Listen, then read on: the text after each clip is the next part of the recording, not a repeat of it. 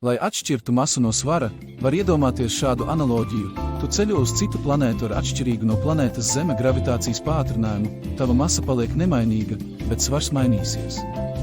Jo masa ir iekšējā īpašība, kas saistīta ar ķermeņa daudzumu, kamēr svars ir ārējā īpašība, kas saistīta ar ārējo spēku, gravitācijas iedarbību uz ķermeņa daudzumu, masu.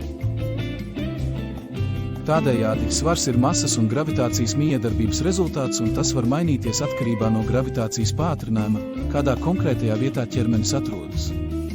Piemēram, uz mēnesi tavs svars būs mazāks nekā uz Zemes, jo mēnesis gravitācijas pātrinājums ir apmēram 6 reizes mazāks. Tu jautāsi, bet kāda starpība starp svaru un masu, ja abus apzīmē kilogramos? Atbildu – liela, bet kilogrami ir vienkārša un saprotama mērvienība lielākajai daļai cilvēku.